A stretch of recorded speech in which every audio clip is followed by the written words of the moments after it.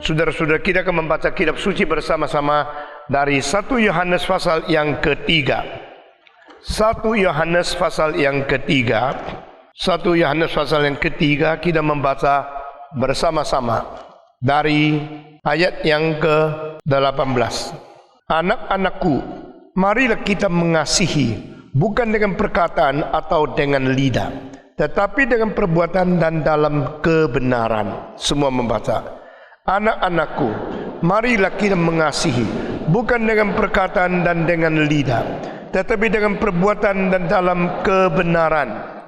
Demikianlah kita ketahui bahwa kita berasal dari kebenaran. Demikian pula kita boleh menenangkan hati kita di hadapan Allah. Sebab jika kita dituduh olehnya, Allah adalah lebih besar daripada hati kita, serta mengetahui segala sesuatunya. Saudara-saudaraku yang kekasih, jika hati kita tidak menuduh kita, maka kita mempunyai kebenaran, percaya untuk mendekati Allah. Dan apa saja yang kita minta, kita memperoleh daripadanya, karena kita menuruti segala perintahnya dan berbuat apa yang berkenan padanya. Sampai di sini pembacaan kitab suci. Saudara-saudara sekalian, beberapa minggu yang lalu kita membicarakan tentang filsafat kasih yang ditemukan oleh pikiran manusia di dalam sistem kebudayaan, agama dan filsafat, baik kuno maupun modern, baik barat maupun timur, dibanding dengan kasih yang ditemukan oleh Yohanes menghadapi Yesus Kristus yang tersalib. Saudara-saudara, baik di dalam Plato, di dalam Aristotle, di dalam Konghucu, di dalam Mencius, di dalam Mozi, dan juga di dalam Zhuangzi, semua pembicaraan tentang cinta kasih adalah semacam spekulasi dan imajinasi yang berhasil daripada manusia yang dicipta oleh Tuhan, tetapi sudah jatuh di dalam dosa. Tidak ada manusia yang bisa hidup tanpa kasih. Waktu kita bayi baru dilahirkan, jikalau bukan cinta kasih dari ibu bapa, maka kita pasti segera meninggalkan dunia. Binatang-binatang yang lahir di dalam beberapa langsung, di dalam beberapa jam, langsung bisa berdiri, langsung bisa berlari-lari. Hanya manusia yang perlu kira-kira 1 tahun digendong, baru bisa berangkang, baru bisa jalan. Manusia memerlukan kasih. Dan dari waktu kita kecil, waktu kita bayi, kita menerima kasih dari orang lain. Sampai kita menjadi dewasa, kita mulai memutarkan arah itu. Kita mengasihi orang lain. Dikasihi, menuju kepada mengasihi, sehingga masyarakat, sehingga hidup manusia boleh berlangsung berlestari karena adanya kasih di dalam umat manusia itu. Tetapi manusia di tengah-tengah dikasihi, di tengah-tengah mengasihi, kita sering memikirkan sebenarnya kasih itu apa adanya. Khususnya pada waktu kita berada di dalam masa puber, kita mulai merasakan perlu seorang yang lawan seks, seorang yang mendampingi kita, sehingga kita tidak rasa hidup tersendiri dan hidup tidak berarti. Nah, memang alam telah menyediakan sesuatu dalil seperti ini, sehingga kasih tidak akan menjadi sempurna hanya karena menerima. Kasih akan menjadi sempurna kalau kasih itu sudah menyalurkan sesuatu ekspresi daripada cinta sedalam hati kita kepada orang lain. Saudara-saudara, tetapi setelah manusia jatuh dalam dosa, konsep kasih, motivasi kasih, cara kasih, dan ini semuanya sudah dinodai oleh dosa. Sehingga kasih tidak terlepas daripada egosentris, kasih tidak terlepas daripada menginginkan sesuatu, kasih tidak terlepas daripada kita mendapatkan sesuatu dari objek yang kita kasihi. Pada waktu seorang pria mengasihi seorang wanita, apakah dia mengasihi dengan tanpa syarat? Tidak. Dia mengasihi supaya memperoleh wanita itu menjadi pendamping dia seumur hidup. Sehingga di dalam mengasihi, dia memberi. Di dalam memberi, dia mempunyai keinginan mendapat kembali. Dengan demikian, maka kasih yang sempurna, yang tidak egosentris itu sudah tidak ada di dunia ini.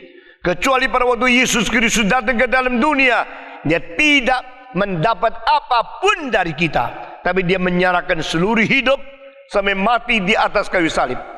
Itu sebab tanpa mengenal Kristus dan salib di atas Golgota, tidak ada seorang mengenal kasih dengan sesungguhnya. Yohanes naik ke atas Golgota.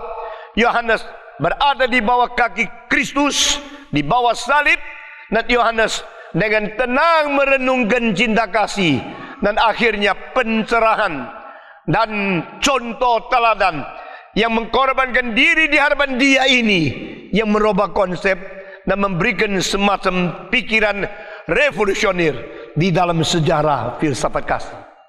Itu sebab ayat 16 dikatakan, kita baru tahu apa itu kasih karena Kristus menyerahkan nyawanya bagi kita. Tetapi kasih kalau sudah menjadi satu pengertian, bukan menjadi sesuatu pengalaman subjektif, maka kasih itu tetap berada di luar hidup kita sampai kita melaksanakannya. Itu sebab kasih bukan memperoleh sesuatu, kasih bukan menginginkan sesuatu, kasih bukan merindukan sesuatu. Kasih adalah menyangkal diri, menyerahkan diri demi menggenapi dan menyempurnakan orang lain. Nah, ini yang kita belajar dari Alkitab. Maka setelah ayat 16, ayat 17 pelaksanaan dikatakan, mari kita mengasihi saudara kita. Mari kita mau memberikan nyawa kepada mereka. Ini tidak gampang, tetapi mulai daripada kasih bukan hanya di dalam mulut dan di dalam perkataan, melainkan kasih adalah di dalam kelakuan dan di dalam kebenaran. Atau di dalam terjemahan lain, lakukan dan berdasarkan kejujuran. Saudara-saudara, istilah kebenaran dan kejujuran sering mempunyai arti yang sama di dalam bahasa Greek. Sehingga di sini dikatakan kasih bukan hanya berada di dalam perkataan, berada di dalam mulut, tapi kasih harus berada di dalam kelakuan dan di dalam kejujuran. Saudara-saudara, ada orang yang mengeluh di tengah-tengah kita mengatakan, termasuk beberapa hamba Tuhan yang dianggap kurang jujur. Nah, saya tidak tahu apa artinya itu, tetapi sesuatu yang karena kesulitan tidak mau ngomong dengan sesungguhnya, akhirnya simpan di dalam hati. Nah, kejujuran itu mempunyai tahap-tahap berbeda. Ada kejujuran yang tidak ada kasih, ada kasih yang tidak ada kejujuran, ada kejujuran yang masih ada ketakutan, sehingga tidak bisa open dan tidak bisa transparan dengan sesungguhnya. Saudara-saudara, kita sering dengar kalimat pada waktu orang marah, sudah marah sekali, dia bilang, oke, sekarang jujur aja. Heran ya, kalau sudah marah sampai tidak bisa tahan, oke, sekarang saya jujur aja. Berarti dia biasanya nggak jujur dong. Tapi katakan dia menipu juga tidak. Dia tidak menipu, dia tidak menyelewengkan sesuatu. Dia betul-betul hatinya tidak ada niat untuk menipu orang lain. Tetapi tidak bisa belak-belakan, tidak bisa ngomong dengan sungguh-sungguh. Karena apa? Karena kurang berani jujur mengatakan sesuatu. Nah, kenapa kurang berani mengatakan sesuatu? Karena segan, karena tidak enak, karena menyimpan sesuatu supaya jangan merusak hubungan. Nah, saudara-saudara, hubungan antara manusia yang sejati itu ada hubungan yang harus di dalam kejujuran, di dalam cinta kasih yang mengandung keberanian. Nah, ini tidak gampang. Kadang-kadang kita mau katakan sesuatu kepada seseorang, tetapi kita takut. Takut apa? Takut dia marah. Kedua, takut kita salah. Takut setelah bicara besok hubungannya tidak bisa kembali lagi. Ini ketakutan-ketakutan semacam demikian sering terjadi. Sehingga ini menghalangi transparan di tengah-tengah hubungan satu dengan lain. Menghalangi bagaimana menasihatkan sampai bisa maju terus. Menghalangi saling membentuk di dalam kasih Kristus sehingga tubuh Kristus bertumbuh terus. Penghalangan-penghalangan ini menjadi sesuatu yang merugikan apa yang disebut persekutuan. Gereja Tuhan, gereja sebagai tubuh Kristus, church as the body of Jesus Christ, should have the body life. Hidup seperti tubuh berarti organ dan organ saling menunjang satu dengan lain. Anggota dan anggota mempunyai relasi yang baik.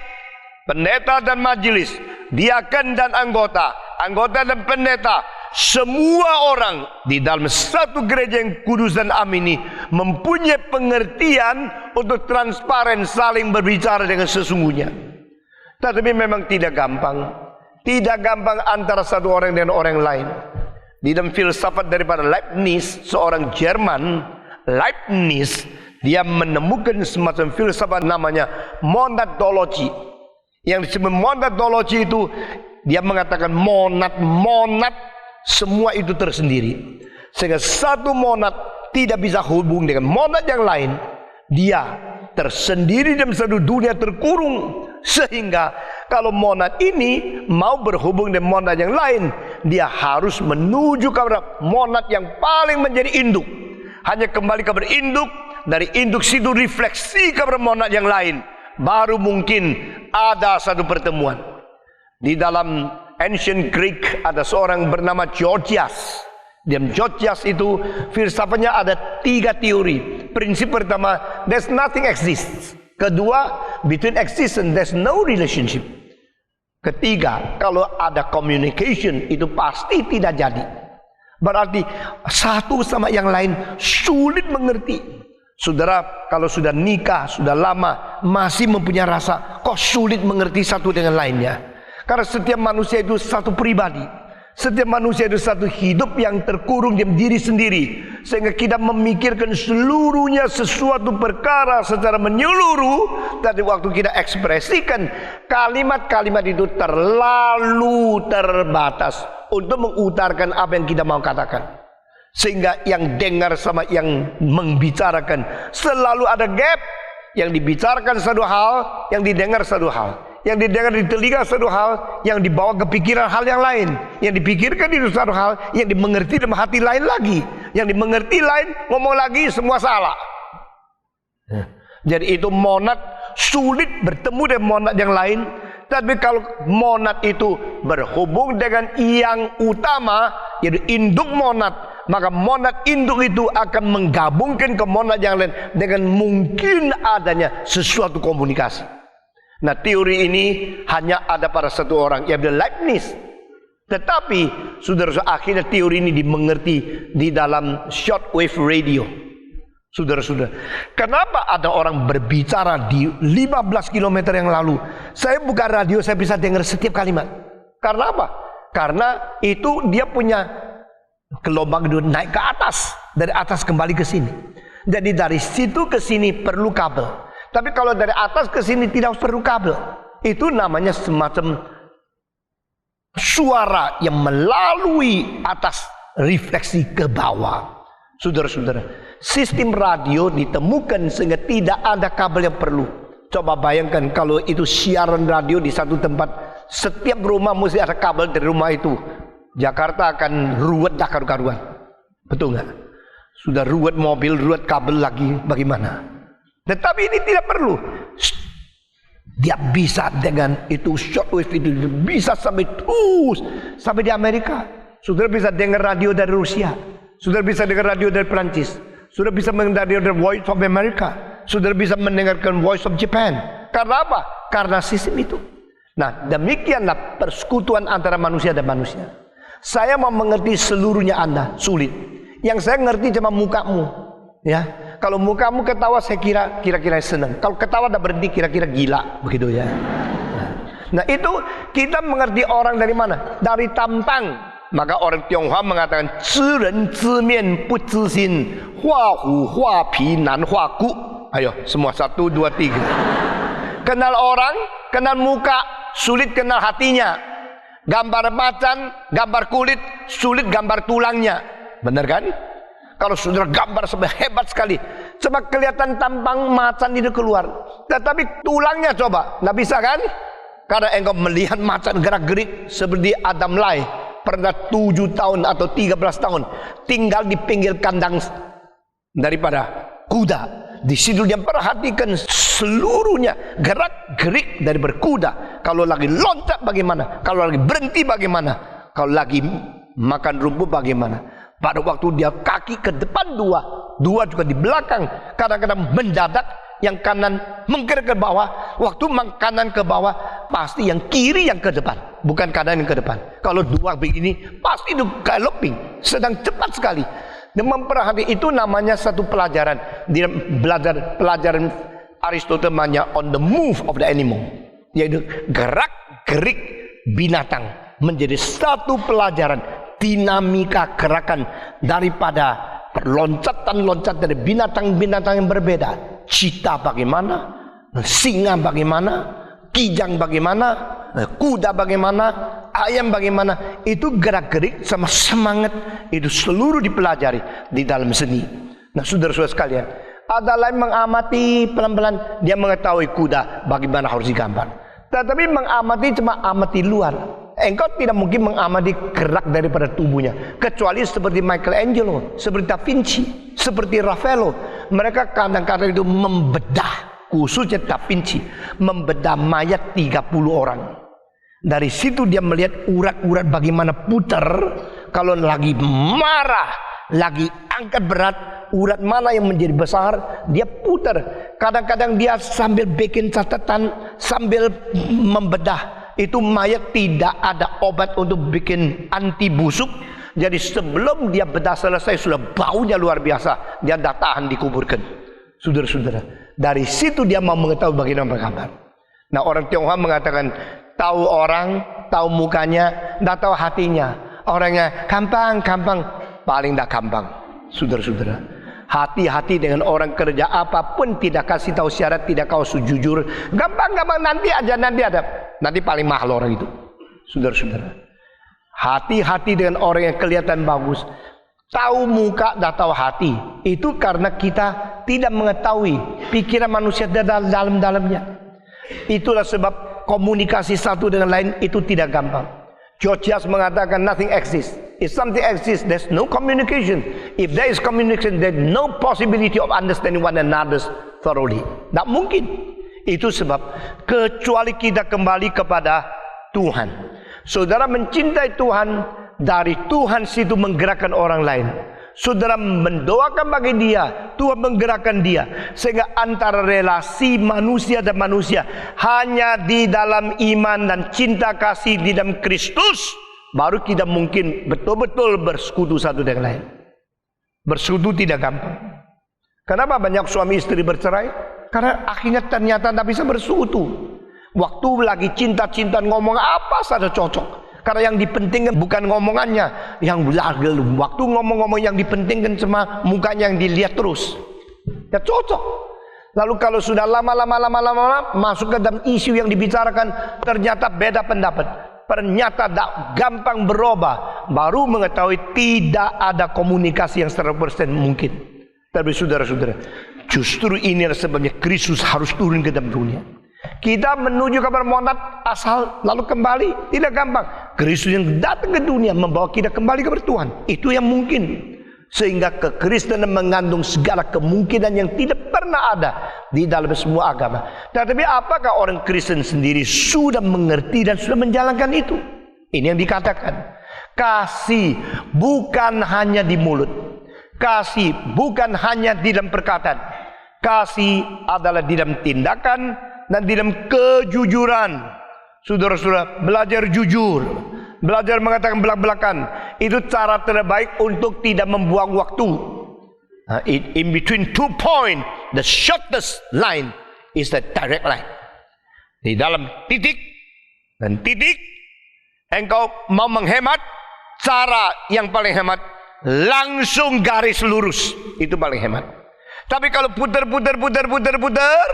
itu pasti garisnya panjang. Tak mungkin lebih pendek daripada yang direct line, garis lurus. Manusia sama manusia demikian. Kalau saya hanya ada 10 menit bicara sama satu orang, saya pikir pertama bicara apa? Kedua, apa yang caranya bicara. Ketiga, mau mencapai apa yang saya ingin capai. Jadi kalau sudah tetapkan, ngomong sama dia, di dalam 10 menit itu, yang penting-penting jangan lolos. Semua jujur, sehingga dia mengerti apa yang saya katakan. Sesudah diterima atau tidak, kita berdoa lagi. Saudara-saudara, direct line. Manusia sama manusia kalau putar, waktu susah, capek. Engkau kalau ngomong sama satu orang, ngomong langsung, oh gitu, tahu. Ada kalanya engkau ngomong satu orang sudah 3 jam belum tahu dia mau apa. Datang ke rumah sudah ngomong 3 jam, akhirnya wah, dari engkong sampai cucu sampai cicit sampai hari depan sampai kiamat selesai, maunya terakhir mau pinjam uang. Kalau mau pinjam uang, kenapa nak ngomong dari permulaan mesti 3 jam putar.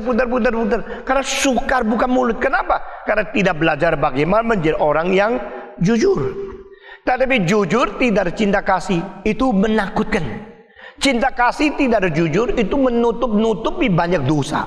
Bagaimana menggabungkan kasih dan jujur? Di dalam kasih kita berkata-kata secara jujur. Di dalam kejujuran kita memberikan cinta kasih kepada orang lain. Di dalam kebenaran sebagai dasar, kasih itu tidak kotor. Kalau tidak berdasar kebenaran, kasih bisa menjadi nafsu. Nah, saudara-saudara, semua ini ajaran Alkitab yang harus kita integrasikan. Kasih, kebenaran, kejujuran, kesungguhan, dan memperhatikan yang lain dengan sungguh-sungguh. Bukan hanya di dalam mulut, bukan hanya di dalam bibir, bukan hanya di dalam perkataan, tetapi di dalam kejujuran, di dalam kelakuan.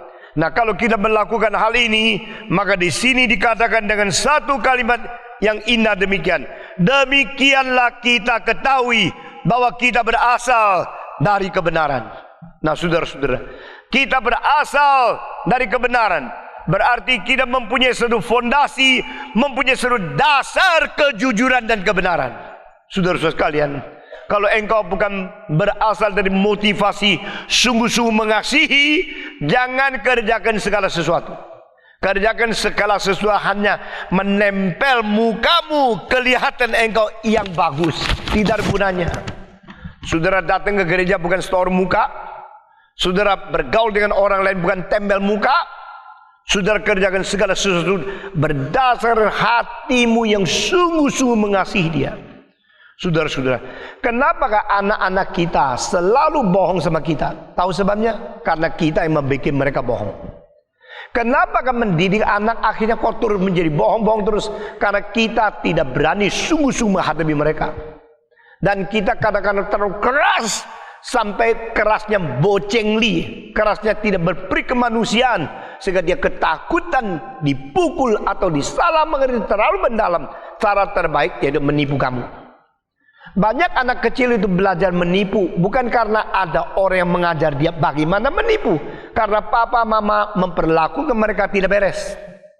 Saudara-saudara, seorang anak yang ketakutan sekali sama papa, ketakutan sama mama, dia akan belajar sendiri bagaimana memakai bohong untuk menghindarkan kemarahan yang mungkin timpa kepada dia, yang tidak bisa dia terima.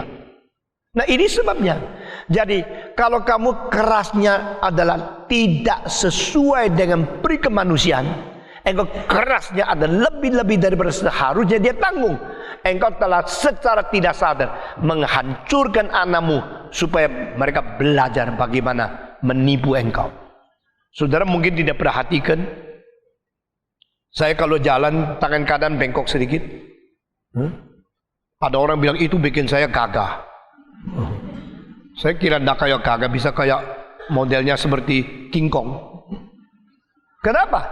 Karena waktu saya jatuh daripada tempat basket, ini semuanya keseliut, tidak mau kasih tahu sama orang.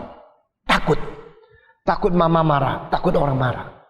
Karena takut akhirnya mengkelabui. Sampai hari ketiga terlalu sakit baru kasih tahu, diobati sudah terlambat. Jadi banyak anak-anak kecil itu mereka bukan mau bohong, tapi mereka takut. Karena mereka takut, mereka tidak berani jujur. Karena mereka tidak berani jujur, akhirnya mereka tanggung kesakitan sendiri. Setelah tanggung kesakitan sendiri, tidak bisa diobati lagi. Nah, ini semua daripada dia salah mengerti cara kita menghadapi anak. Waktu kita memberikan kesan anak ini, papa mama tidak mau mengampuni saya, Kalau saya salah, saya pasti akan apain. Itu semacam tekanan yang membuat anak-anak kita itu jiwanya tidak sehat.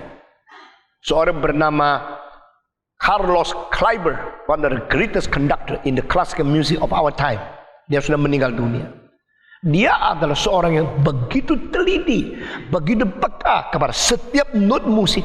Sehingga kalau dia kondak, dia bisa ekspresikan keakuratannya ditambah dengan seni dan perasaan dalamnya yang melebihi daripada itu orang yang namanya Karajan.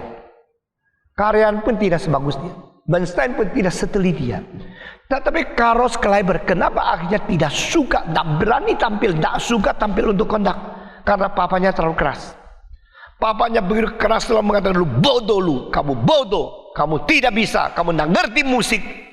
Karena tuntutan terlalu sempurna, tuntutan terlalu tinggi, sehingga anaknya dihina, ditekan. Akhirnya anak ini mempunyai suatu kesan, papaku seorang konduktor yang besar, dan dia terus mengatakan saya bodoh, berarti pasti saya bodoh. Karena papaku seorang konduktor yang besar, yang katakan otoritatif kok. Yang dikatakan pasti betul kok. Lalu dia merasa diri tidak layak. Padahal dia mempunyai bakat dan potensi lebih besar dari papanya. Tapi ditekan oleh papa sendiri. Ini Carlos Kleiber. Setelah dia nikah, dia tidak mau kondak. Satu kali pada waktu dia coba kondak, semua kaget. Wah, orang ini luar biasa peka, luar biasa sempurna, ekspresinya luar biasa. Tapi dia mengatakan, saya tidak bisa kondak. Kenapa? Bayang-bayang dari para papa yang menakut-nakuti dia. Kamu bodoh, kamu tidak pintar, kamu tidak bisa kondak, kamu kurang ngerti musik. Itu telah menghantui dia seumur hidup. Saudara-saudara. Maka dia tidak mau kondak karena takut diri kurang baik, takut kurang bagus. Akhirnya tidak ada uang. Sudah tidak ada uang, bagaimana?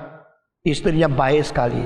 Istrinya mengatakan, sudah tidak ada makanan, kulkas tidak ada makanan.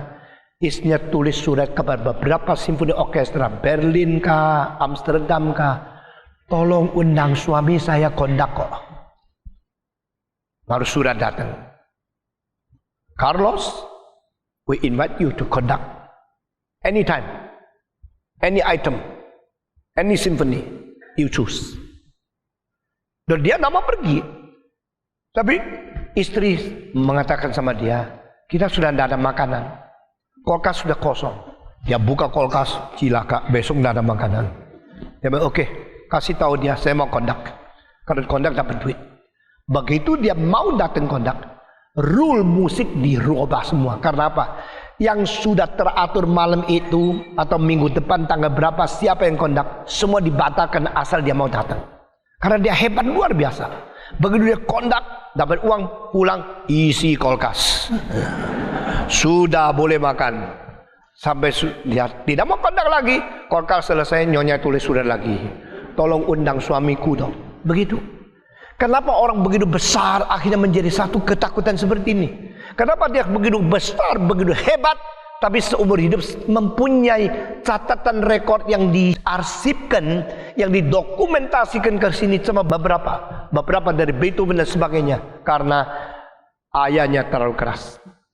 Seorang yang bernama Peter Witcheroth daripada Navy of Canada di dalam peperangan dunia kedua, dia mengatakan satu hal yang saya tidak pernah lupa. Satu kali seorang admiral, seorang laksamana armada Kanada di dalam peperangan perlu memakai kapal terbang kecil pulang ke darat dari tengah-tengah Pasifik. Maka waktu itu dilaporkan oleh bawahnya bahwa kapal terbang ini rusak, perlu overhaul. Kita perlu 10 jam untuk bikin betul mesin-mesin supaya engkau pulang tidak bahaya. Maka laksamana mengatakan, oke, saya tunggu. Seorang laksamana yang sekarang mau kerja sesuatu mesti tunggu 10 jam. Itu luar biasa siksanya. Dia tunggu sampai sudah 10 jam. Dia tanya, sudah selesai? Anak buah mengatakan, waktu kita bongkar mesin, kita itu turun mesin, bongkar mesin, semua sudah selesai. Sisa satu skrup dipasang terus selesai. Cilaka, skrup itu cemplung ke dalam silinder. Jadi bagaimana? You mesti tunggu lagi 5 jam. Kita bongkar lagi semua mesin, keluarkan skrup yang masuk ke dalam silinder itu. paling lambat 2-3 jam. Dia marah nak? Kenapa segera masuk? Kenapa sudah selesai? Begitu teledor. Dia tidak marah. Dia marah, oke, saya tunggu lagi. Mereka bongkar silinder itu, cari skrup yang masuk cemplung di mana, keluarkan. Lalu sesudah dipasang lagi, baru diterbangkan. Dia aman sampai di darat. Dia seorang laksamana. Nah, Peter Witcherov pada waktu itu bawahan dia. Waktu dia di dalam kapal perang itu melihat terjadinya hal itu, dia menulis di dalam leadership training bukunya, mengatakan jika laksamana itu dia seorang yang keras, taunya marah, taunya tidak berperi kemanusiaan, bawahan itu akan mengatakan oke, 10 jam tepat, lalu dikunci, dia berangkat. Begitu berangkat langsung mati di laut. Justru karena dia mempunyai kasih yang tidak menjadi sesuatu ketakutan yang mengakibatkan bawahan bohong, maka dia menyelamatkan diri. Nah, di situ saya belajar sesuatu. Ada apakah kita mesti dengan kemarahan yang tidak berperi kemanusiaan bikin takut-takut sehingga bawahan kita semua bohong kepada kita? Saudara-saudara, memang ini tidak gampang, tapi ini salah satu hal yang selalu terjadi dalam hidup kita sehari-hari. Saudara-saudara sekalian, jikalau laksamana itu marah pada waktu itu, atau dari dulu memberikan kesan dia tidak mau mengampuni, mereka langsung selesai sudah semua. Detik terakhir kunci silinder, bawa, biarkan dia pergi. Langsung kecelakaan langsung terjadi. Nah, saudara-saudara sekalian, kasih, kejujuran selalu berasal daripada kebenaran dan motivasi yang sungguh-sungguh mau membangun orang lain. Bukan iri, bukan benci, bukan menjatuhkan, bukan menggeser yang menjadi dasar kita. Kita selalu mempunyai suatu motivasi, kejujuran, kebenaran, dan dengan sungguh-sungguh mau membangun orang lain. Maka kebenaran, kejujuran, cinta kasih itu menjadi klop bersatu, dan kita menghadapi orang lain dengan relasi yang baik. Dengan demikian kita mengetahui, we know,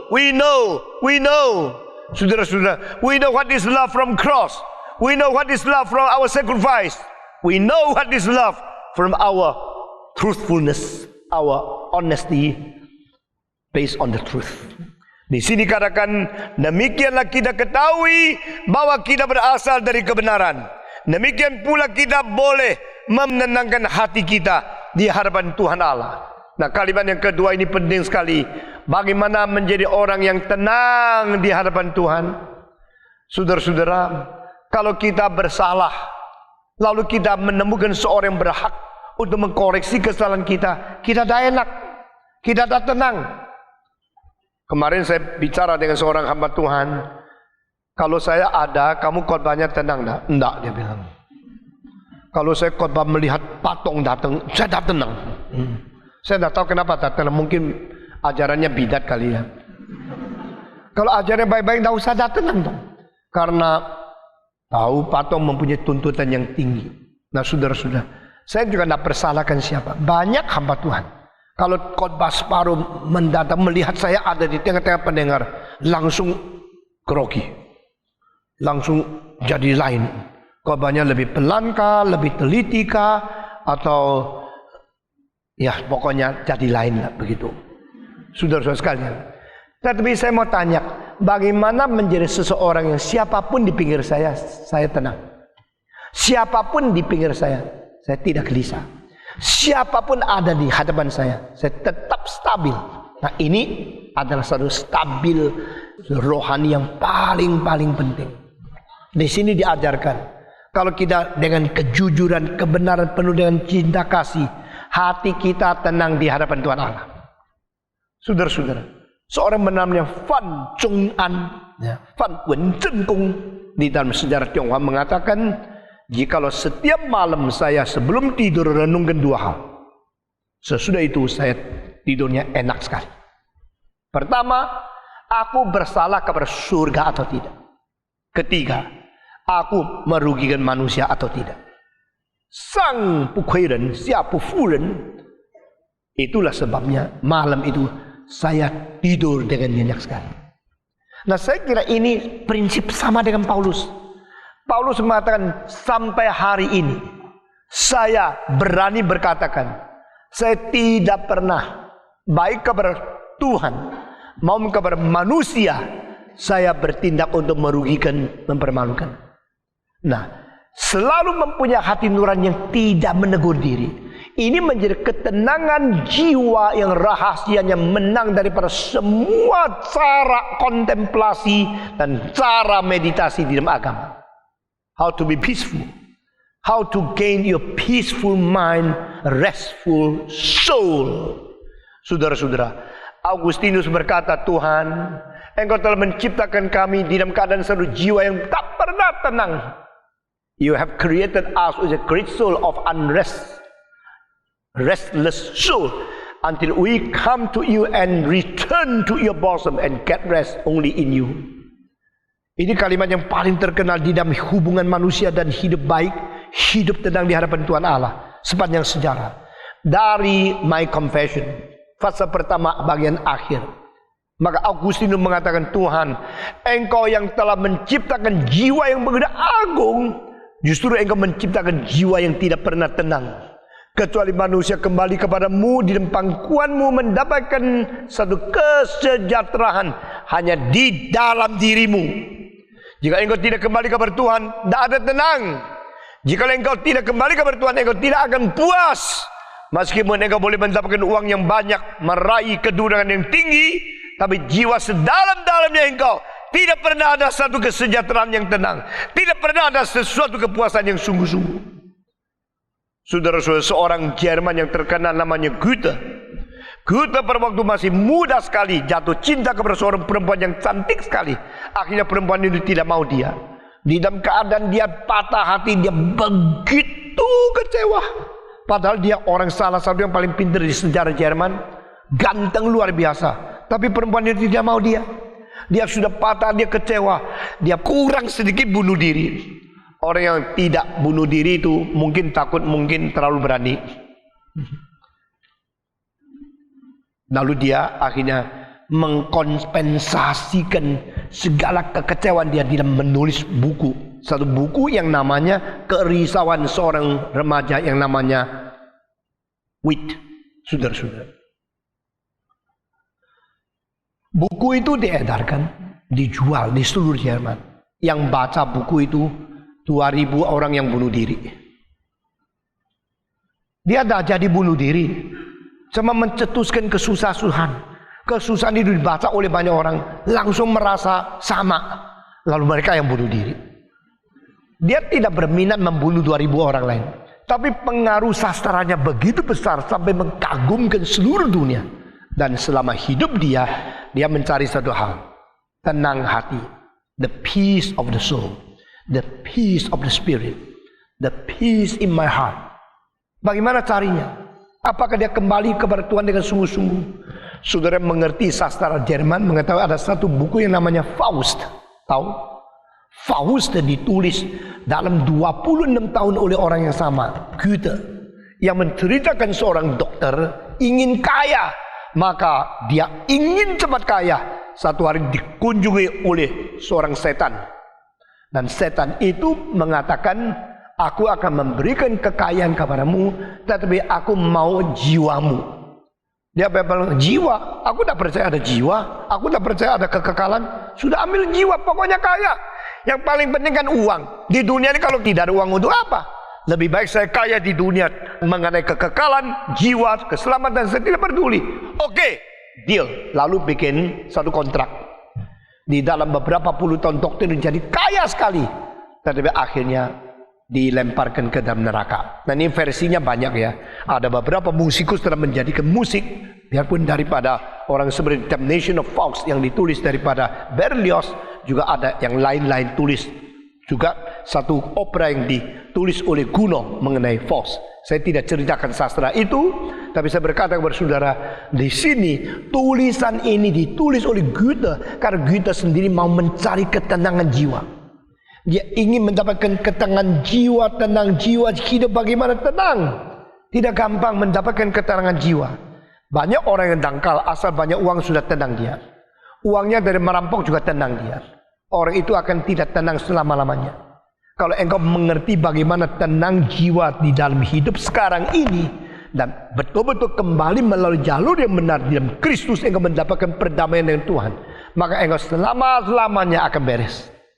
Tapi ketenangan jiwa hanya diperoleh melalui uang, melalui seks, melalui nafsu, melalui keuntungan, melalui hal duniawi. Ketenangan itu sementara, dan di kekekalan engkau tidak tenang. Kita mau mencari ketenangan jiwa, dia latih, dia meditasi, cari jalan apa saja. Akhirnya dia kira dia sudah dapat. Pada waktu dia tua, kita sejaman dengan Joseph Haydn, kita sejaman dengan Schiller, kita sejaman dengan Ludwig van Beethoven, kita sejaman dengan Mozart, dan dia lebih tua daripada Beethoven. Pada waktu muda, dua-dua sama-sama di Jerman, dan orang terkenal di seluruh masyarakat, dari kerajaan sampai rakyat. Saudara-saudara, pada waktu Beethoven sudah mati, orang-orang lain sudah mati, dia masih hidup. Satu hari waktu dia setua sekali, dia panggil seorang pemuda yang nama Felix Mendelssohn Bartholdy. Dipanggil ke rumahnya, tolong, saya sangat tertarik dengan musik-musik sejarah di dalam klasik Jerman yang terbaik. Tolong you main di atas pianoku semua musik yang terindah di dalam sejarah. Saya mau mengetahui dan saya mau dengar, bukan saya mau baca saja. Kalau saya baca sejarah langsung tahu sejarah, baca musik, sejarah musik tidak tahu musik. Karena apa? Musik bukan dibaca dengan huruf, didengar dengan nada. Maka tolong, waktu itu tidak ada tape recorder. Felix Mendelssohn main Henry Schultz, dia main Johann Sebastian Bach, dia main akan Friedrich Handel, dia memainkan semua musik terus menerus, turun terus sampai pada Haydn, Mozart, Beethoven. Lalu simfoni pertama, simfoni kedua, simfoni ketiga, simfoni keempat, simfoni kelima dari Beethoven. Kita terus menikmati dari pagi sampai sore. Oh, ini sejarah, musik sejarah, musik daripada Jerman, satu persatu. Ratusan tahun itu yang paling penting komposisi utama di dalam mainline tradition itu dimainkan. Sampai pada simfoni kelima,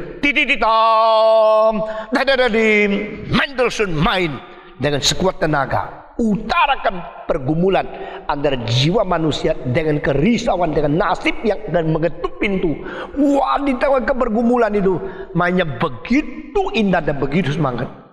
Tengah-tengah dia main, belum selesai movement pertama, si Goethe datang ke belakang dia, pegang pundaknya, berkata, "Please stop. Please, no more playing. Stop." Mendelssohn kira dia main salah. Dia seorang pianis terbesar pada zamannya.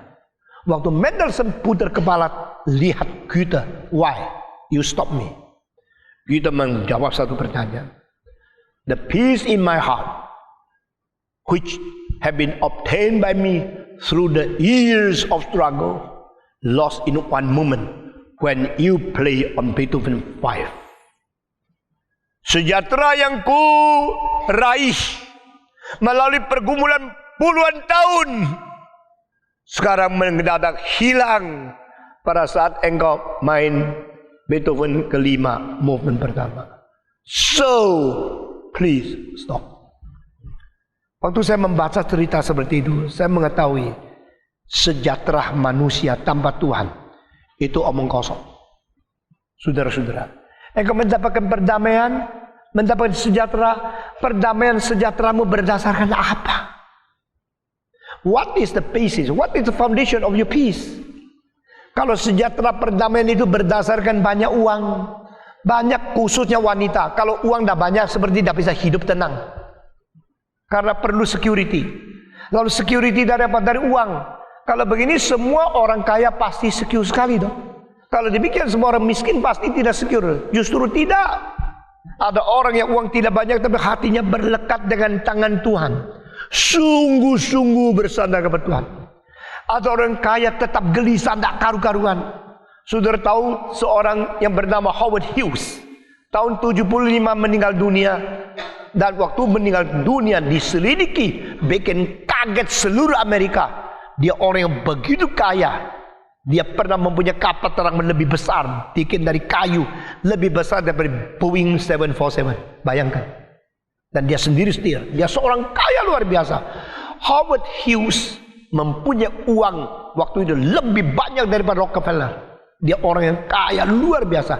Tahun 1975 dia meninggal dunia karena kelaparan. Semua orang nak ngerti, ini orang kaya kok bisa kelaparan. Kenapa kelaparan? Dia kelaparan karena dia kurang makan. Kenapa kurang makan? Diet. Bukan. Kenapa? Dia itu kalau mau bergaul sama wanita paling cantik di dunia gampang. Karena dia kaya, ganteng, luar biasa hebatnya. Howard Hughes meninggal dunia karena kurang gizi, karena kurang makan. Kenapa diselidiki? Karena tidak secure di hatinya. Pada waktu dia tua makin mulai curiga. Semua orang baik kepada saya ada motivasinya. Semua orang datang mendekati saya mau ambil uang saya. Semua orang kalau makin akrab sama saya mungkin mau membunuh saya karena uang saya begitu banyak. Dia mulai menghindarkan diri, lepas hubungan daripada semua orang masyarakat satu persatu. Akhirnya cuma kumpul sama beberapa orang paling percaya. Sesudah itu dia sadar lagi, hanya beberapa orang yang paling dekat dengan saya. Ini yang paling bahaya. Ini paling dekat, paling gampang ketemu saya. Ini pun dilepaskan. Nah akhirnya dia mungkin lebih dari 20 tahun tidak pernah makan di restoran. Karena takut diracuni. Hughes datang, ayo kasih racun yuk. Dia tidak pernah muncul di tempat umum. Dia takut di tempat stempel bus. Dia takut di lapak terbang. Dia takut di sini di sana. Seluruhnya privat, seluruhnya menyendiri. Seluruhnya itu rahasia. Tetapi dia harus makan saben hari bagaimana? Dia hanya percaya kepada satu koki. Koki tok itu yang dari kecil merawat dia, yang kenal dia. Tapi pada akhir-akhir sebelum dia mati, dia celaka cuma satu ini. Saya cuma percaya sama satu. Nah kalau yang satu ini kasih saya racun, mati gua. Tergantung kepada dia. Akhirnya dia kalau mau makan suruh koki makan separuh dulu. Kalau lu makan dah mati baru gua makan sisa separuhnya. Mana bisa cukup makan? Pasti kurang gizi dong. Sesudah koki itu makan separuh, dia pikir kalau yang racun sebelah sini bagaimana? Suruh makan lagi. Dia mati kelaparan. Kenapa? Karena tidak ada secure, tidak ada peace of the soul. Saudara-saudara, saya kira orang yang mempunyai kesejahteraan di dalam batin itu orang yang betul-betul hoki. Ya. Orang dulu bilang, "Atuh lu hoki lo, mukanya kayak bola." Waduh, bunder banget ya. Hoki sekali ya. Aduh, perut dia kayak gentong. Hoki lu. Itu bukan hoki, itu keki, saudara-saudara. Orang dulu kira kalau berrezeki, berdamai, bersejahtera, mempunyai berkat ada daripada tampangnya, dari uangnya, daripada depositonya. Tidak.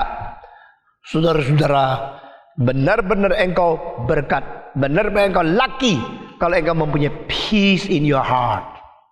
Di dalam hal ini saya kira saya ada sedikit. Saya tidak berani ngomong banyak ya. Tapi saya sering sejahtera, sering tenang, hatinya tenang. Hati tenang itu ada beberapa asal. Pertama, tidak bersalah kepada Tuhan.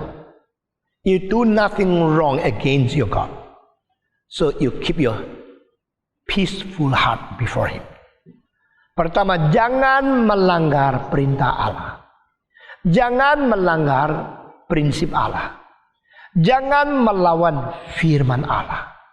Ini rahasia pertama kita mendapatkan hati yang tenang. Saudara-saudara, kedua, engkau tidak membenci siapapun dan engkau tidak merugikan siapapun, maka engkau mulai menjadi hati yang tenang sekali. Kalau engkau menaruh kebencian, atau engkau merugikan siapa, engkau mempunyai siasat untuk mendestruksikan siapa, lambat laun engkau menanam kebencian di dalam dunia. Saudara-saudara, kebencian kalau sudah terjadi, selalu engkau tidak bisa hindarkan sesuatu bahaya yang direncanakan oleh orang lain yang engkau tidak sadar waktunya akan tiba kepadamu. Saudara, dengar kalimat ini baik-baik. Kalau orang mempunyai kebencian kepada kita dan dia akan melangsungkan sesuatu rencana yang jahat, selalu engkau tidak tahu kapan terjadi. Kalau boleh, jangan menanam kebencian. Kalau bisa, jangan merugikan orang lain. Di Sunter ada satu keluarga. dibunuh semua oleh seorang tukang batu. Ini terjadi kira-kira tahun 86. Karena sesudah tahun itu selesai pindah ke Sunter. Saya dengar cerita itu. Karena apa? Seorang yang terlalu keras kepada tukang batu yang kerja di rumahnya, dengan maki-maki yang kasar sekali, dengan sifat yang sangat tidak berperi kemanusiaan. Akhirnya memang orang tukang batu itu mencuri, ketemu, lalu dimaki seperti memaki anjing. Orang akhirnya malu, marah, lalu diusir. Sudah diusir, beberapa bulan kemudian tukang batu itu balik mengatakan, saya mau kerja lagi di sini Tuhan. Nggak bisa, lu nakal, lu gini, maki-maki lagi. Saya sekarang bertobat, saya sekarang tidak. Asal kasih kerjaan saja, saya baik-baik kerja di sini. Kalau kerja lagi di sini mesti gini. Wah, lebih gengsi dia, lebih galak lagi. Iya Tuhan. Lalu dikasih ongkos kerja yang sedikit sekali. Sudah begitu, orang ini kerja di situ, malam-malam bangun. Sudah gali lubang yang besar, bunuh satu-satu, semua dimasukkan itu, dituangkan semen sampai lubang itu ditutup semua. Sekeluarga dibunuh. Dia kembali, bukan kembali cari kerjaan.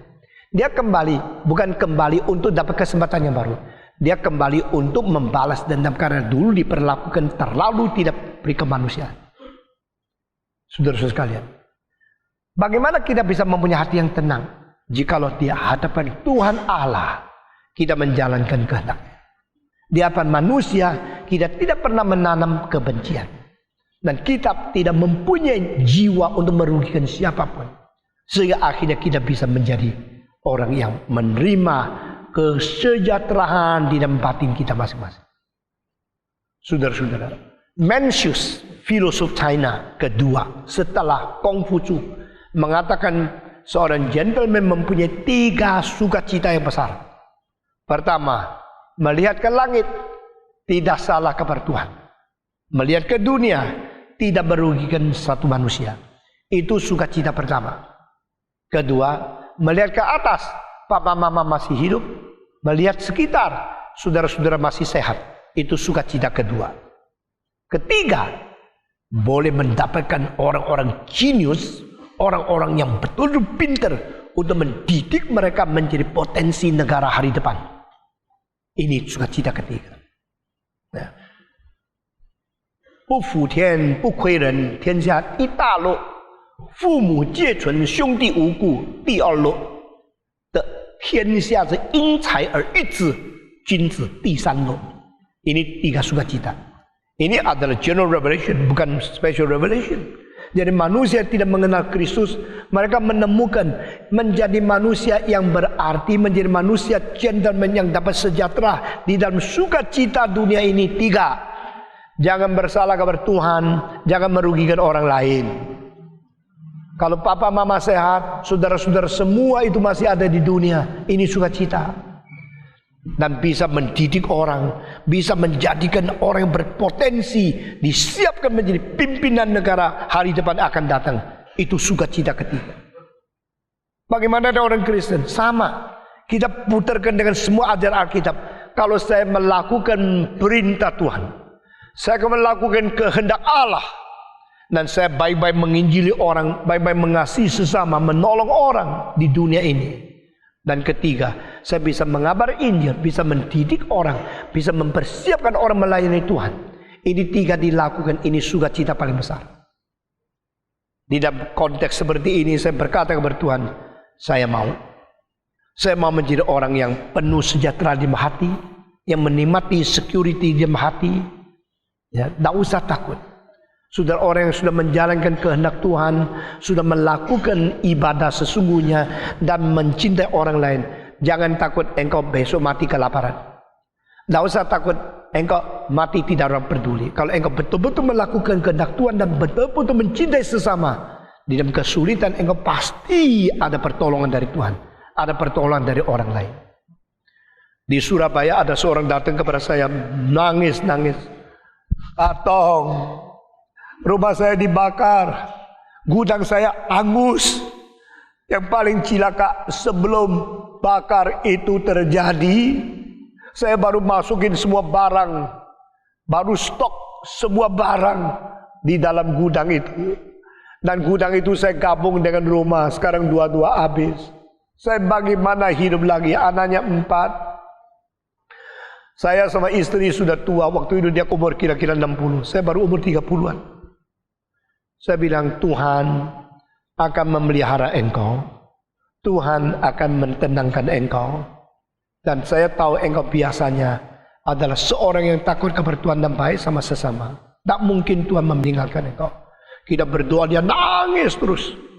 Selesai, saya terus melayani Tuhan di sini sana. 2 tahun kemudian dia datang lagi. Pak Tong, terima kasih. Sekarang dagang saya lebih banyak sedikit daripada sebelum dibakar. Kenapa? Tuhan sudah berkati, iya. Karena saya biasa tidak ada musuh siapa. Dan saya suka bantu orang. Waktu orang semua dengar saya kebakaran, mereka semua datang membantu saya. Pinjamkan modal kepada saya mulai lagi. Mulai lagi dari nol, sudah umur 60 lebih, tak gampang. Tapi siapa tahu karena semua kepercayaan, kredibilitas itu sudah ada, maka orang tetap datang ke saya. Bahkan mereka sekarang beli barang dari saya. Mereka tahu saya baru kebakaran, mereka tidak banyak tawar. Mereka malah bersifat mau membantu saya. Sekarang lebih sedikit dari dulu, ada saya masih bisa dihidupi dengan baik.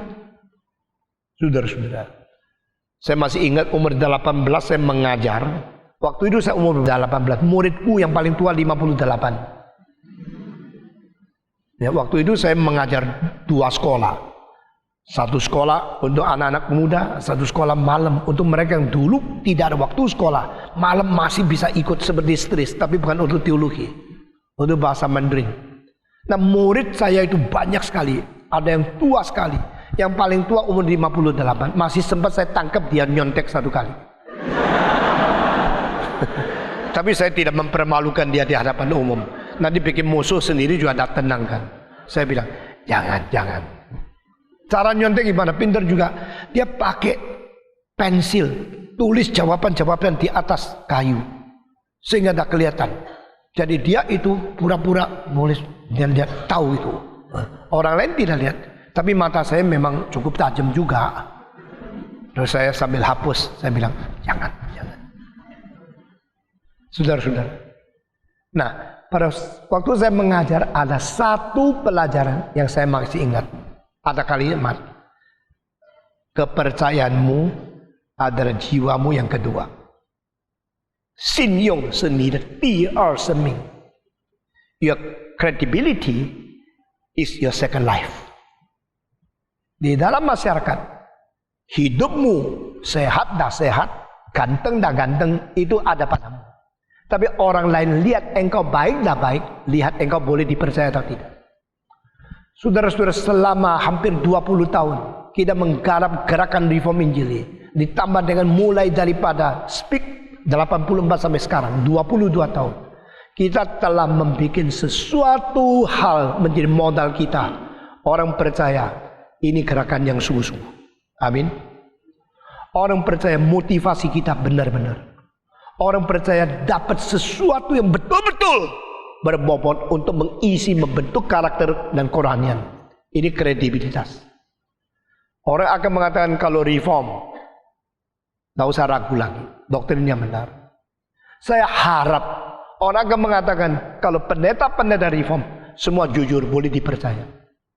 Ini saya harap, karena apa kebenaran saya tidak tahu. Tapi selama saya hidup, saya akan berusaha menjadi orang yang bertanggung jawab, memimpin satu gerakan yang sungguh-sungguh, yang jujur, yang boleh dipercaya, yang tidak menjadi sembarangan dan bertanggung jawab di dalam zaman ini. Orang tidak bisa kelihatan Tuhan Allah, tapi orang bisa melihat manusia yang mewakili Tuhan Allah. Jadi mereka bilang, saya tidak percaya karena banyak wakil Tuhan telah mengecewakan mereka. Lalu orang yang tidak percaya kepada Tuhan Allah melalui kepercayaan kepada kita kembali mendapatkan percaya kepada Tuhan Allah. Itulah pelayanan. To regain their faith in God, you should be the representative of the truth. To reflect the glory, the beauty, the truthfulness of God. Sehingga orang melihat kita, mereka melihat Tuhan yang sejati, Tuhan yang boleh dipercaya. Pada waktu saya muda, saya khotbah tidak kasih tema. Orang bilang, Pak Tong kasih tema dong, orang akan datang karena tema. Saya bilang enggak, orang akan datang karena bobot. Orang akan datang karena yang bicara betul-betul sungguh-sungguh bertanggung jawab. Akibatnya kebangunan rohani saya pimpin di mana-mana sampai 1.500 gereja. Belum pernah kasih tema. Tapi mereka tahu kalau Stephen Tong yang datang, tidak usah tanya tema. Pasti ada sesuatu yang kita peroleh. Di banyak kota termasuk di New Zealand, termasuk di Eropa, termasuk Amerika. Pak Tong terus terang aja. Kalau orang datang, orang lain datang, kita mengundang orang susah. Kalau Pak Tong yang datang, kita undang orang, mereka semua mau datang. Karena mereka tahu kalau datang ikut kebaktian Bapak pasti mendapatkan sesuatu. Saudara tadi tidak tahu kan hari ini mau khotbah apa? Tidak tahu kan? Cuma tahu kira-kira ayat ini kan? Tetapi setiap kali engkau datang engkau mendapat sesuatu. Mendapat sesuatu karena apa? Engkau percaya yang berkhotbah bukan orang yang tidak bertanggung jawab. Your credibility is your second life. People know you. People trust in you because you create your credibility on their faith. Mereka pelan-pelan beriman kepada kebenaran dan kepercayaan yang betul-betul engkau bertanggung jawab. Saudara-saudara sekalian, jadi kalau kita terhadap Tuhan jalankan perintah, terhadap manusia kita memberikan satu kepercayaan, menenangkan mereka, dan kita sendiri akan menjadi orang yang tenang dan secure hatinya. Saudara-saudara sekalian, tidak usah takut. Tidak usah takut kalau kita tua bagaimana. Tidak usah takut kalau kita kecelakaan bagaimana. Pokoknya kita menjalankan kehendak Tuhan dengan baik, dengan sungguh-sungguh. Pada saat kesulitan tiba, Tuhan tidak akan meninggalkan kita. Nah, ini menjadi satu peace of the spirit in your life. Satu ketenangan jiwa di hadapan Tuhan. Jikalau kita melakukan kasih kepada saudara, jikalau kita betul-betul dengan jujur, demikian kita ketahui bahwa kita berasal dari kebenaran. Demikian pula kita boleh menenangkan hati kita di hadapan Tuhan Allah. Alangkah indahnya hidup tenang. Bukan tenang di luar, tenang di hati. Orang Tionghoa mengatakan orang yang hatinya tenang, ye pan qiao men xin bu xing. Apa artinya ye pan qiao men xin bu jing? Malam-malam diketuk pintu juga tidak takut.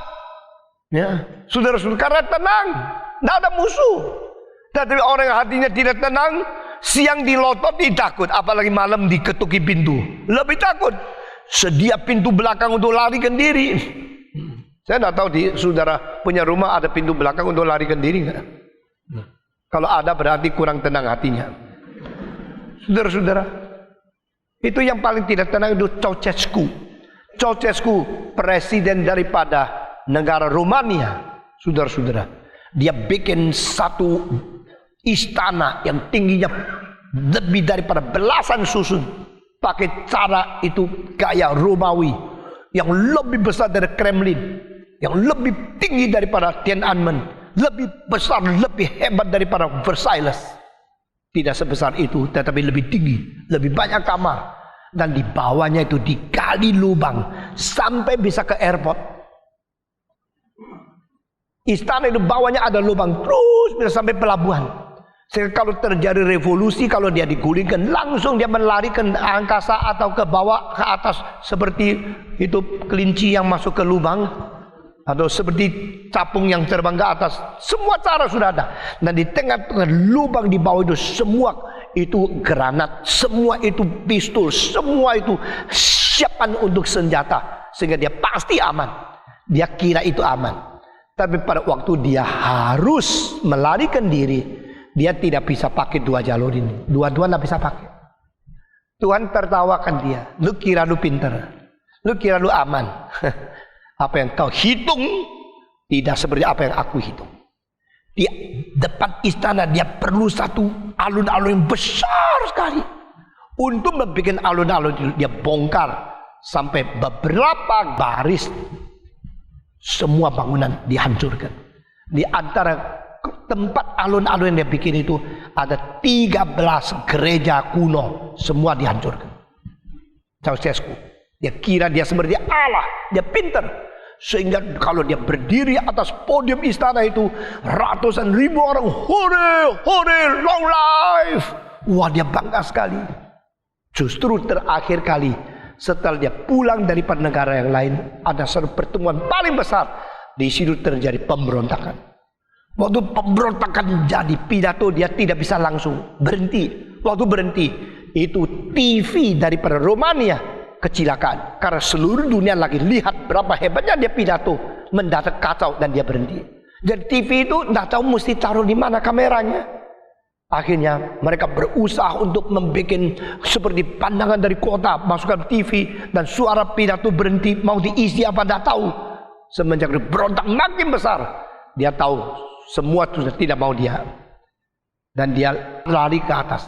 Waktu lari ke atas, dia begitu mendadak helikopter datang tolong dia, dan pada saat dia naik ke helikopter itu, saudara-saudara, ada 2 orang-orang yang sangat setia kepada dia juga mau naik, tapi pilot bilang sudah berapa orang, sudah tidak bisa, jangan tambah lagi.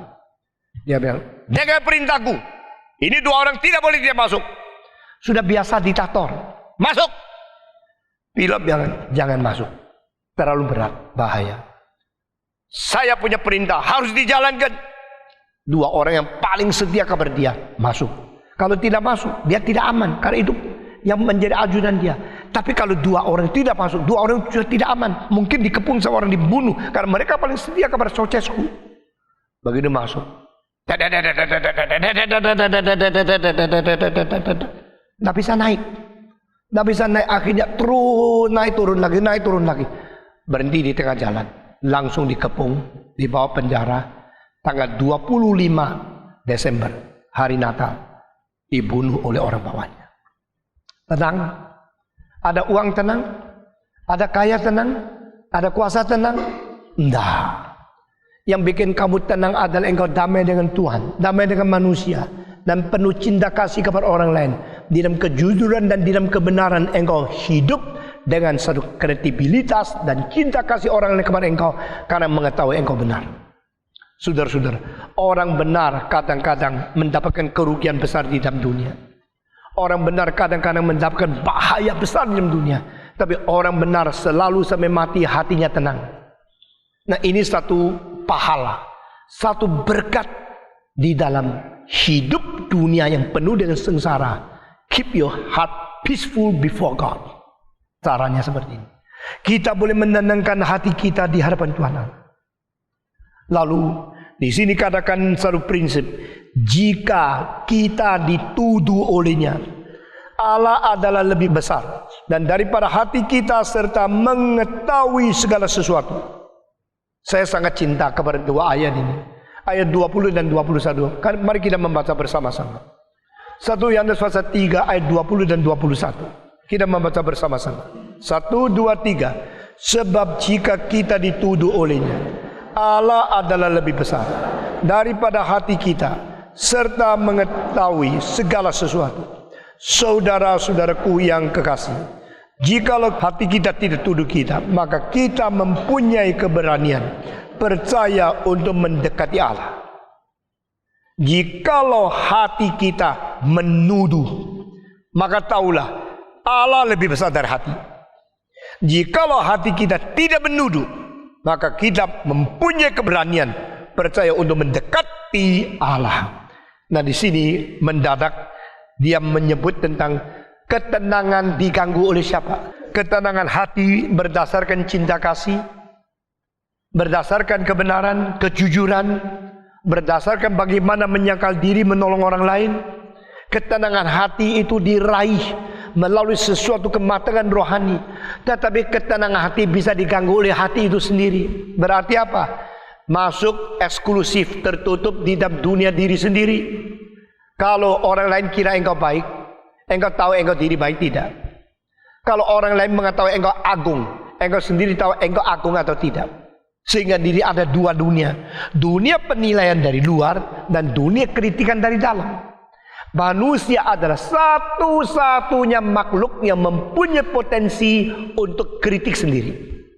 Dan kritik sendiri kalau tidak ditangani dengan baik, engkau akan menjadi orang yang menghina diri, menghancurkan diri, membunuh diri, merusak diri, mendestruksikan dirimu sendiri. Tetapi di dalam penilaian diri, kritik diri dikerjakan dengan baik, engkau akan menjadi orang yang terus maju, tidak berhenti-berhenti, bertumbuh di dalam kehidupan yang limpah. How to introspect yourself. Saudara-saudara, Jean-Paul Sartre, seorang eksistensialis Prancis, membedakan diri kita menjadi dua aspek. Being in itself and being to itself. Jadi satu being mempunyai dua aspek, yaitu berada di dalam diri yang being dan berada menghadapi diri yang being. Wah, ini penganalisan yang sangat tajam sekali. Berarti apa? Kita bisa memecahkan kita menjadi bagian subjek dan bagian objek. Eksistensi kita adalah eksistensi yang ada pengawas dan ada yang diawas, ada yang peneliti, ada yang diteliti. Dua-duanya namanya diri. Being in itself, being to itself. Jadi being as an object and being as an subject. Diri saya berada, diri saya harus diawasi oleh diri saya. Maka diri saya menjadi polisi saya. Saya sendiri menjadi polisi saya sendiri menjadi reflektor saya sendiri menjadi hakim saya sendiri menjadi pendorong saya. Itu namanya self-critic, self-introspect, self-encouragement, self-judge. Nah, ini adalah satu penganalisan daripada eksistensialisme. Kadang-kadang engkau tidur, waktu tidur tidak bisa masuk, nyenyak, tidak bisa tidur, lalu ngomong sama diri, lu tadi kerja apa lu? Wah, tadi kan begini. Kenapa mesti begini? Ya biasalah. Lain kali jangan dong. Oke, lain kali. Pernah nggak? Pernah nggak bicara sama diri sendiri? Pernah nggak? Saat itu dirimu menjadi dualisme. Dia keluar dari diri. Lalu seperti kawan yang tidak mau mengampuni kawan, ngomong di pinggir tempat tidur. Lu mau tidur ya? Jangan tidur dulu dong. Lu tadi belum beres kan? Kenapa lu tadi begitu? Lalu kamu menjawab dirimu. Itu seperti being in itself and being to itself. Jadi eksistensi divided into the subjectivity and objectivity. Jadi dirimu mengkritik dirimu. Karena apa? Karena manusia dicipta di dalam relativisasi. Dengar baik-baiknya. Manusia dicipta di dalam sesuatu mekanisme relativisasi. Berarti ada sesuatu dialog daripada sendiri yang tidak bisa dihindarkan. Maka itu disebut hati nurani. Itu istilah hati nurani dari bahasa Indonesia. Atau berasal dari Arab. Karena di bahasa Arab itu nur. Apa itu nur? Cahaya. Nurani berarti cahaya di dalam hati yang mencerahkan. Ayo, ada apa ini? Hei, jelas. Kalau lampu lagi ditutup, semua tidak kelihatan kotornya. Begitu cetek, wih, dinding ini tidak beres. Ini bagian kedua banyak capnya, apa itu? Itu fungus atau apa itu? Nah, lalu di sini ini kurang betul. Banyak itu tempat kelaba, saudara-saudara. Lampu begitu buka, nur datang. Lihat jelasnya. Beres, tidak beres. Nah, itu namanya nur. Orang Arab punya istilah nur, sampai Indonesia menjadi nurani. Ya, orang Indonesia lebih panjang sedikit. Ya. Kalau orang dulu ada seorang jenderal namanya Marlboro. Orang Jogja bilang Mario Boro. Begitu. Jadi dirubah sedikit. Nur, nurani.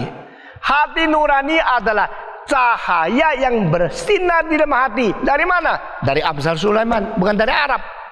Karena waktu Yesus dilahirkan 670 tahun sebelum Muhammad lahir. Lalu Amsal Sulaiman ditulis 950 tahun sebelum Yesus lahir. Maka itu bukan dari orang Arab, itu dari Alkitab. Nah, di dalam Perjanjian Lama mengatakan bahwa roh manusia adalah cahaya lampu Tuhan Allah. The spirit of man is the lantern of God. Berarti in our deepest part of our life, there is the illuminating power of the life from God called conscience. Dan istilah hati nurani sebenarnya dalam bahasa Greka adalah synedesis. Synedesis bukan cahaya. Synedesis bukan semacam fungsi apa, tapi semacam pengetahuan bersama. Berarti co-knower, the one who know together with me inside my breast, that is my co-knower. Co-knower berarti hati yang mengetahui segala sesuatu dengan saya, dan dia berada dalam diri saya. Jadi di dalam sedalam-dalamnya hati saya ada yang mengetahui segala sesuatu rahasia saya. Itu namanya hati nurani. Nah, disitulah gudang kita. Kita selalu tidak mau keluarkan barang di dalam gudang yang kita simpan baik-baik, dan tidak boleh orang tahu. Setiap orang berusaha menjaga privat daripada hak asasi yang tidak boleh diganggu oleh siapapun, termasuk papamu, suamimu, istrimu, anakmu. Karena engkau menganggap dirimu satu eksistensi yang secret, satu eksistensi yang mempunyai hak istimewa, individuality. Dan di dalam hati nurani ada sesuatu suara yang selalu berunding dengan engkau. Kalau dia tidak setuju, engkau tidak ada sejahtera. Kalau dia setuju, engkau bisa tidur. Tetapi suara hati nurani fungsi itu selalu tidak lagi setia. Karena apa? Dia dipengaruhi oleh kebudayaan, oleh agama, dan oleh sesuatu tumpukan kebiasaan perbuatan dosamu, saudara-saudara. Dan sesuatu opini mayoritas yang telah melumpuhkan kepekaan daripada perasaan jiwa umat manusia. Ini 4 hal menjadi distorsi. Sekali lagi, distorsi dari kebudayaan.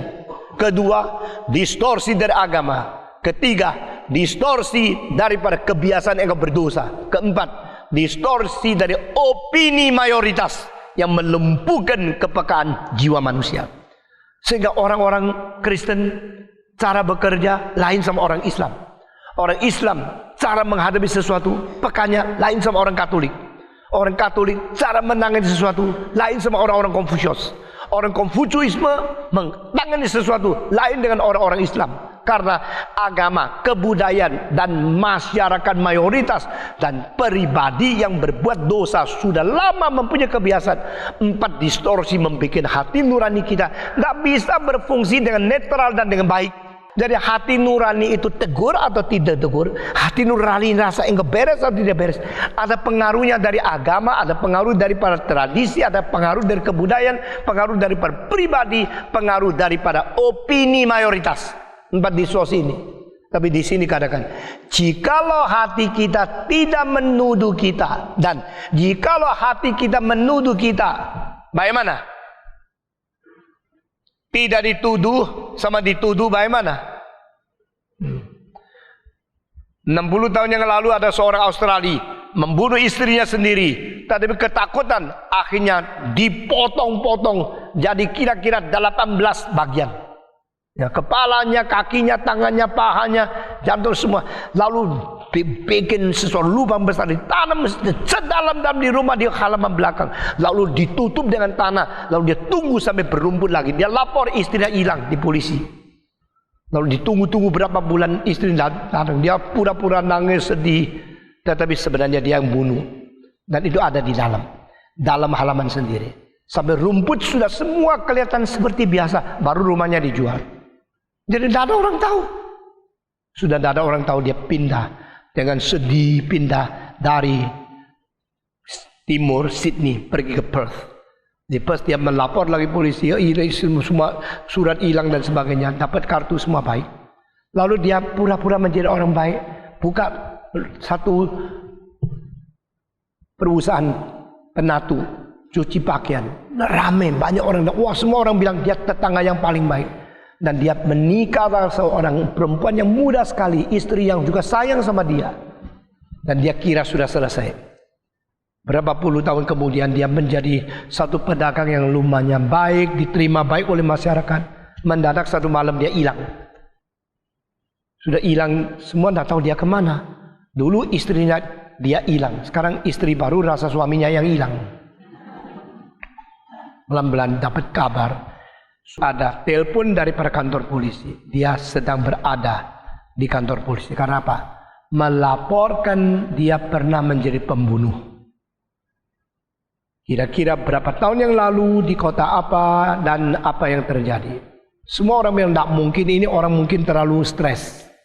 Kerjanya tekanan batin terlalu berat. Akhirnya tidak bisa tahan, tidak bisa tidur, pergi polisi cari gara-gara. Tidak mungkin orang begitu baik. Bertahun-tahun di sini tetangganya semua tahu dia paling baik.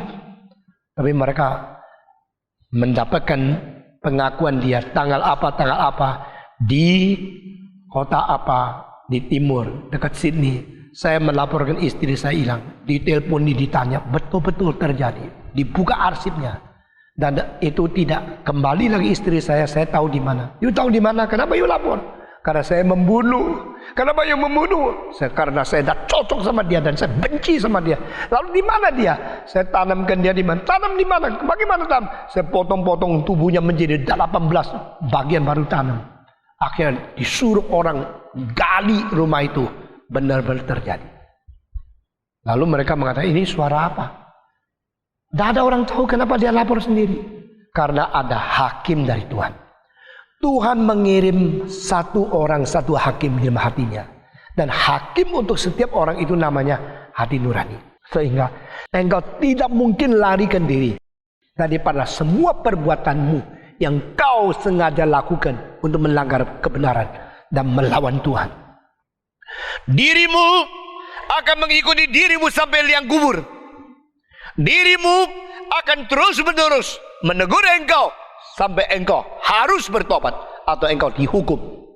Dirimu akan menjadi musuhmu karena dia bukan sesuatu yang berasal dari dirimu, melainkan sesuatu yang berasal dari Tuhan Allah yang dicipta oleh Allah, menjadi wakil Allah yang menghakimi engkau yang sudah tidak mau menjadi wakil Allah lagi.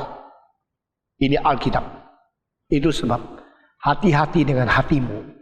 Kalau hatimu menegur, koreksi dirimu. Kalau hatimu tidak menegur, awas di hadapan Tuhan. Kenapa tegur? Kenapa tidak tegur? Mari kita berdoa. Bapa di dalam surga, kami berterima kasih untuk semua ajaran, semua peringatan, dan semua pencerahan dari firman-Mu, dari roh-Mu, dari cinta kasih-Mu, dari pimpinan yang begitu ajaib kepada kami yang tidak layak. Kami berdoa kiranya kesadaran Tuhan berikan kepada kami, kepekaan Tuhan karuniakan kepada kami, dan jadikan kami orang yang sungguh-sungguh berjalan menurut kehendak Tuhan, sungguh-sungguh berjalan di dalam pimpinan Tuhan. Dengar doa kami Tuhan, kami serahkan semua ini ke dalam tangan Tuhan, demi nama Yesus Kristus, penebus dan juru selamat kami yang hidup. Amin. Mari kita berdiri, kita membaca bersama-sama pasal 3 ayat 19 sampai dengan ayat yang ke-21. 1 Yohanes pasal 3 ayat 19 sampai ayat 21, kita membaca bersama-sama. Demikianlah kita ketahui bahwa kita berasal dari kebenaran. Demikian pula kita boleh menenangkan hati kita di hadapan Allah. Sebab jika kita dituduh olehnya, Allah adalah lebih besar daripada hati kita, serta mengetahui segala sesuatu. Saudara yang kekasih, jika hati kita tidak menuduh kita, maka kita mempunyai keberanian percaya untuk mendekati Allah. Sampai di sini kita berdoa bersama-sama, minta pertolongan Tuhan, minta kita boleh makin maju di dalam menyerahkan diri, di dalam menyangkal diri, di dalam menolong orang lain, di dalam cinta kasih yang jujur, di dalam berani mengatakan kalimat-kalimat yang sejati, sehingga tidak ada hal-hal yang mendistorsi hubungan antara kita dengan manusia, karena kita mempunyai keterbukaan di hadapan Tuhan Allah, sehingga kita tidak akan menjadi orang yang dituduh oleh hati nurani, karena kita takut kepada Tuhan Allah. Mari kita berdoa bersama-sama. Semua buka suara, berdoa untuk diri kita masing-masing. Semua berdoa. Bapa di dalam surga, kami berterima kasih untuk semua pengajaran yang kami terima pada pagi ini. Kami berterima kasih untuk semua prinsip Alkitab yang ditulis di dalam firman.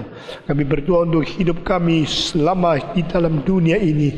Kiranya pencerahan, kebenaran, teguran dan firman Tuhan yang membimbing, memimpin, mengkoreksi, membenarkan kami, boleh membawa kami kembali kepada kebenaran Tuhan. Dengar doa kami Tuhan. Kami serahkan semua ini ke dalam tangan Tuhan.